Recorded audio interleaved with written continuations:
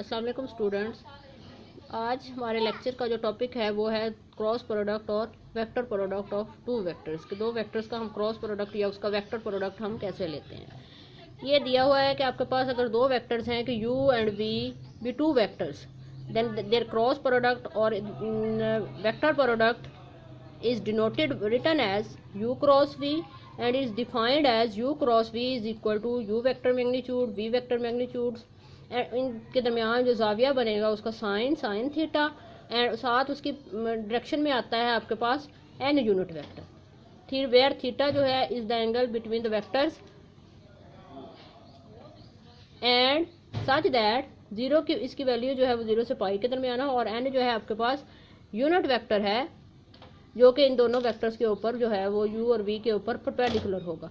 जैसे ये बताया हुआ है राइट हैंड रूल से आपके पास एक वेक्टर ये है और एक वेक्टर ये है, तो उनका जो क्रॉस प्रोडक्ट होगा ये नीचे वाला ये वेक्टर होगा। ये देखें, ये वेक्टर u है, ये वेक्टर v है, तो ये आपके पास u क्रॉस v वेक्टर है। तो ये देखें u क्रॉस v जो है u पे भी परपेंडिकुलर है, वेक्टर v पे भी परपेंडिकुलर है। तो इसको राइट हैंड रूल से डिफाइन जो है वो किया जा सकता है। नेक्स्ट इसकी कुछ डेरिवेशंस दी हुई हैं फार्मूले की कि आपके पास अगर i क्रॉस i है तो i वेक्टर बाय डेफिनेशन ये जो अभी आपने ऊपर पढ़ी i वेक्टर मैग्नीट्यूड। अब ये i j k जो हैं ये लॉन्ग x एक्सिस आपने पहले पढ़े हैं कि i जो है vector unit vector long x axis होता है, j जो है लॉन्ग y एक्सिस और k जो है लॉन्ग z एक्सिस होता है। तो i क्रॉस i जब आप निकालते हैं तो वो इक्वल होगा i vector magnitude next I vector magnitude and इनके दरमियान जो एंगल है, आई सेम एक ही लाइन है तो इसके ऊपर जो जाविया होगा वो 0 के बराबर होगा। तो आपके पास ये साइन 0 डिग्री आ जाएगा और फिर साथ जो है इनकी डायरेक्शन में जो, क्योंकि ये आई क्रॉस आई एक वेक्टर है तो उसकी डायरेक्शन में ये यूनिट वेक्टर एन आ गया। साइन 0 का आंसर क्योंकि 0 के बराबर है तो वो मल्टीप्लाई होकर सारा जो है वो 0 के बराबर हो गया। सेम ऐसे ही जे क्रॉस जे निकाला, के क्रॉस के निकाला, ये सारे के सारे इक्वल टू क्या होंगे, 0 के बराबर आ जाएंगे। नेक्स्ट आई क्रॉस जे निकालना है, आई वेक्टर मैग्नीट्यूड जे वेक्टर मैग्नीट्यूड और इनके दरमियान जो जाविया बनता है। अब आई और जे ये दोनों हैं आई और जे, इनके दरमियान जो जाविया है वो 90 डिग्री का है क्योंकि इसलिए तो हमारे पास ये आ गया साइन 90 डिग्री। और इसके इन दोनों के ऊपर जो पैरेलल वेक्टर है वो ये वाला वेक्टर जेड है, जेड के अलॉन्ग आपके पास के यूनिट वेक्टर है तो इसलिए इसके डायरेक्शन में यहाँ पे के वेक्टर आ गया। तो आई वेक्टर मैग्नीट्यूड 1 जे वेक्टर मैग्नीट्यूड 1 और साइन 90 भी 1 के बराबर है, साथ ये के है तो आपके पास ये के आ जाएगा। सिमिलरली जे क्रॉस के आप निकालें वो भी आपके पास आई के बराबर, के क्रॉस आई निकालें वो आपके पास जे के बराबर। अगर आप इसकी डायरेक्शन चेंज कर देते हैं, जे क्रॉस आई निकालेंगे तो माइनस के हो जाएगा। इसी तरीके से बाकी सारे आप ये कैलकुलेट करेंगे तो इनकी ये डायरेक्शन जो है वो चेंज हो जाएगी क्योंकि वेक्टर है तो वेक्टर में जब आप चेंज करते हैं तो उसकी डायरेक्शन जो है वो चेंज हो जाती है। नेक्स्ट इसकी कुछ प्रॉपर्टीज़ दी हुई है कि प्रॉपर्टीज़ ऑफ क्रॉस प्रोडक्ट कैसे आती हैं। u क्रॉस v आपने निकाला, वो अगर इक्वल टू 0 के बराबर है तो दोनों केसेस क्या किस सूरत में u क्रॉस v 0 के बराबर आ सकता है, अगर u दोनों में से एक वेक्टर जो है वो 0 के बराबर हो, either u is equal to 0 और v इज इक्वल टू 0। ये u cross v is equal to minus v cross u, उनकी डायरेक्शन अगर आप उनकी पोजीशन चेंज करें तो उसकी डायरेक्शन जो है वो चेंज हो जाती है। आगे इसके डिस्ट्रीब्यूटिव लॉ जो है प्रॉपर्टी डिफाइन भी होती है, स्केलर मल्टीप्लाई कर रहे हैं तो वो स्केलर मल्टीप्लिकेशन भी होल्ड करती है और सेल्फ वेक्टर क्रॉस प्रोडक्ट जो है वो इक्वल टू 0 के बराबर। अब उसका एनालिटिकल एक्सप्रेशन दिया हुआ है कि u क्रॉस v को अगर हम सॉल्व करें एनालिटिकली तो आपके पास वो किसके बराबर आता है। ये उन्होंने दो वेक्टर ले लिए हैं कि u वेक्टर दिया हुआ है a1i b1j c1k और एक वेक्टर v है a2i b2j c2k। इन दोनों को मल्टीप्लाई किया, क्रॉस लिया है इनका। जब इनको आप क्रॉस लेंगे, इनका क्रॉस उन्होंने कैसे लिया ये मैं आपको इवेलुएट करके बता देती हूँ कि इनकी इवेलुएशन जो है वो कैसे आई है। कि अगर एक वेक्टर आपके पास u is equal to u vector is equal to a1i b1j plus c1k और v वेक्टर आपके पास है a2i plus b2j plus c2k के बराबर, तो इनका क्रॉस प्रोडक्ट ये देखें निकलेगा।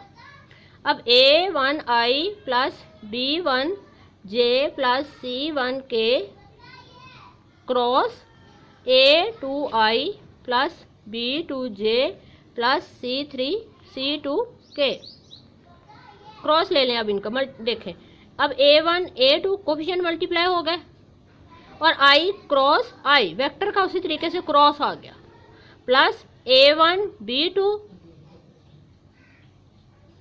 और नेक्स्ट आ जाएगा आई क्रॉस जे प्लस A1 C2 और आई क्रॉस के प्लस B1 A2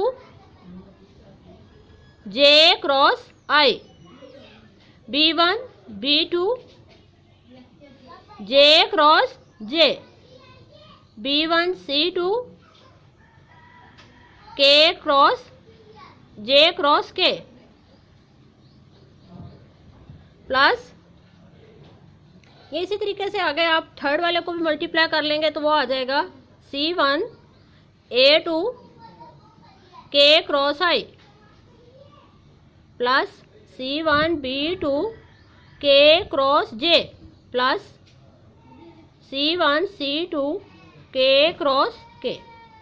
अब अभी आपने पीछे डेफिनेशन के अंदर पढ़ा कि जो वेक्टर सेल्फ क्रॉस प्रोडक्ट है वो इक्वल टू 0 के बराबर है। आई क्रॉस आई 0 के बराबर हो जाएगा, जे क्रॉस जे 0, के क्रॉस जे के 0, ये सारे 0 के बराबर आ जाएंगे। आई क्रॉस जे का आंसर जो है ये इस तरीके से ये रोटेट होते हैं। अगर मैं आपको छोटी सी फिगर इसकी यहाँ से बना के बताऊँ तो अगर आपके पास ये वेक्टर आई है, ये वेक्टर जे है, ये वेक्टर आपके पास के है, इनकी डायरेक्शन देखनी है आपने। आई क्रॉस जे जब करेंगे तो ये आंसर के आएगा, जे क्रॉस के करेंगे तो आंसर आई, के क्रॉस आई करेंगे तो आंसर जे। अब उल्टेंगे, जे क्रॉस आई करेंगे तो आंसर इसका माइनस के आ जाएगा क्योंकि डायरेक्शन यूँ जा रही है। हमने जब इस तरह मल्टीप्लाई किया तो नेगेटिव साइन आएगा।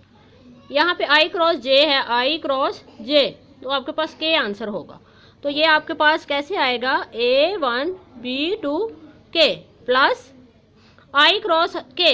अब आई क्रॉस के ये डायरेक्शन चेंज होगी क्योंकि वैसे तो जा रहा है इस तरीके से, के क्रॉस आई होना चाहिए, तो आई क्रॉस के है तो ये माइनस जे के बराबर ये वाला आ जाएगा।